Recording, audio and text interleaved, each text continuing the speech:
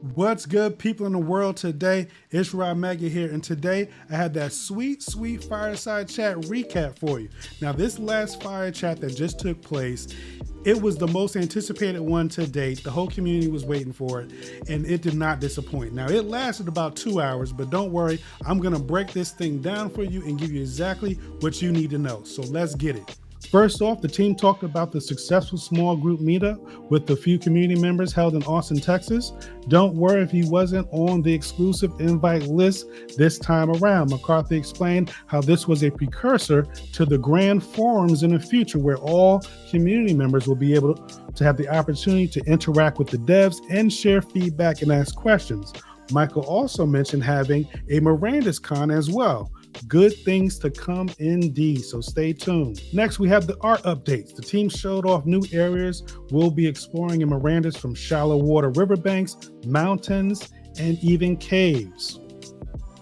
New harvestable plants, cool new avatar and goblin animations, which were created by a mix of hand animations and motion capture. Blood and guts confirmed. Mirandus will not shy away from graphic gore. Even the UI will have blood effects indicating the direction of oncoming attacks. New cemetery art designs. My favorite part was the team talking about there being a bell that sounds whenever someone resurrects from the netherworld, aka purgatory. Instead of a bell, I'm thinking of like a dong or like a gong, like, well, maybe not dong, but a gong, like gong, and you know someone has just made it back. So that'd be pretty cool. They also talked about next portals. The team showed an idea of having to enter through a portal to actually get back to the real world. For example, you can see a gate open after being in purgatory for a period of time. Once the gate opens, you can pass through and resurrect back to life. Here are some concepts for ancient runes and temple art designs. Jason Hughes took over here. He blitzed through the latest technical advancements. He spoke about the implementation of asset bundles. The benefit is that new builds will not require you to re-download old files. The game client will only download what has changed, cutting down your download times and getting you into Mirandus with the swiftness. Player voice chat is working, but will continue to get tweaked. Mint Manager has been written, which will handle bringing your NFTs out of Mirandus, so you could do with them as you wish. Continued AI advancements, where wolves will try to stay near other wolves, and the same for deer. Also, if NPCs aren't making progress in attacking you, they will evaluate the situation and perhaps flee instead. Hashtag Make Mirandus Hard feature. The team also talked about the behavioral wolves. They will not all attack from the front. They will attempt to surround you and take you down from all angles. NPCs will be much smarter this go around. New torches coming soon. These sources of light will shine bright for a time, but will eventually need to be replaced after a certain amount of uses. Upcoming playtest roadmap.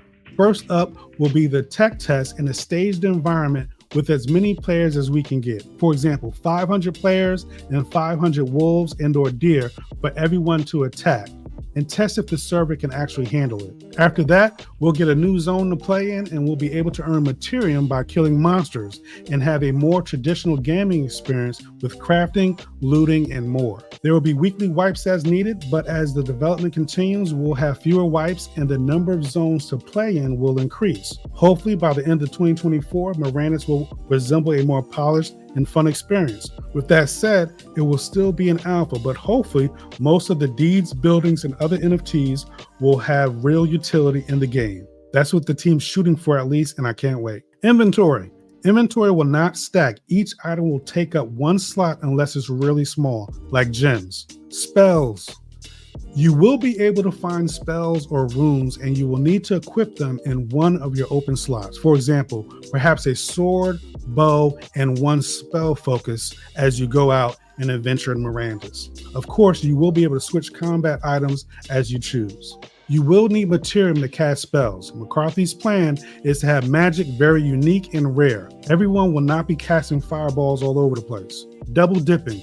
Just casting a spell, whether you do damage, hit your target or not, your mastery will increase regardless. And of course, if you manage to kill your target, you'll receive additional spell mastery experience as well. Mastery. Unlike spells, just swinging your hammer at a goblin won't get you mastery. You will have to successfully kill the beast in order to increase your mastery.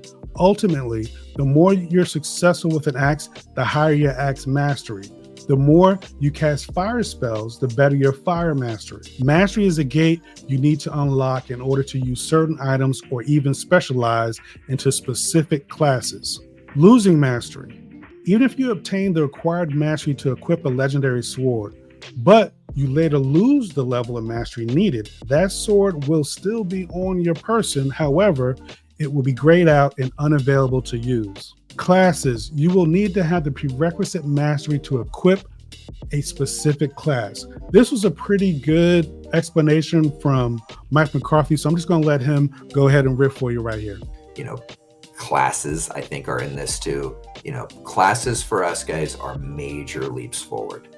So in this game, you start and you're just a dude or a dudette, and you get a class. Like a class, you must have the prerequisite mastery in order to even equip that class.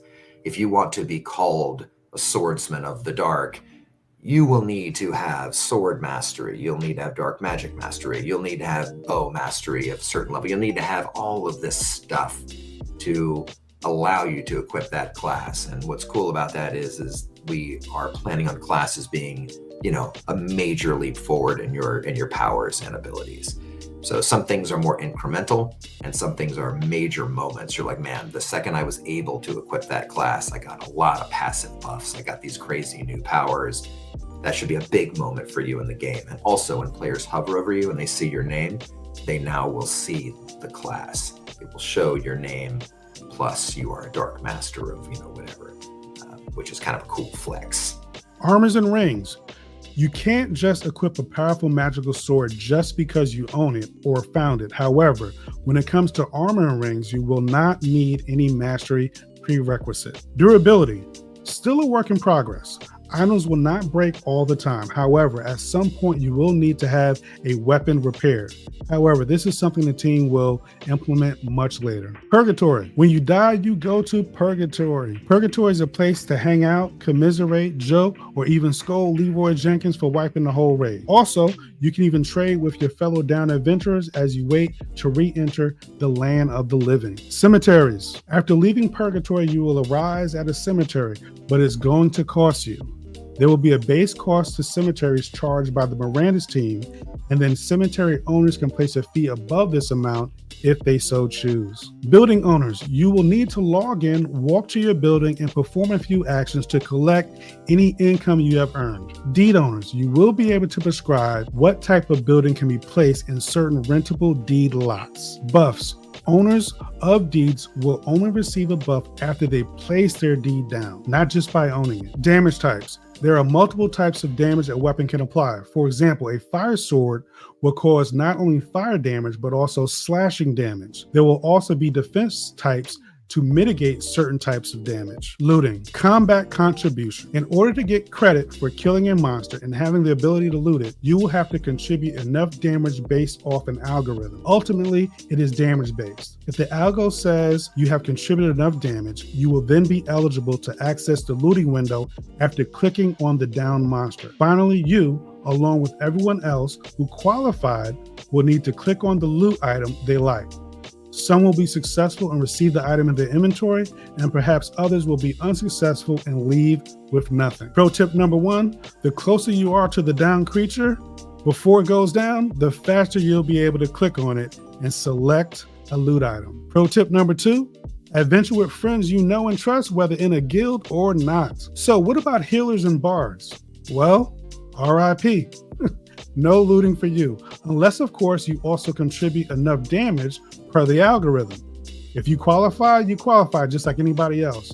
Just make sure you start to run up to the boss right before it goes down so you can get your clickety-click on. On the flip side, this does create a social aspect to the game unlike any other. If you're a renowned healer known by all throughout the land, perhaps you could charge a flat fee up front before going to a dungeon with a group. Although I'm not a fan of this system, I have to admit it does bring a social aspect to the game that I've never experienced before. Fingers crossed, I hope this will be a big hit. Well, what do you think about the new loot system being proposed?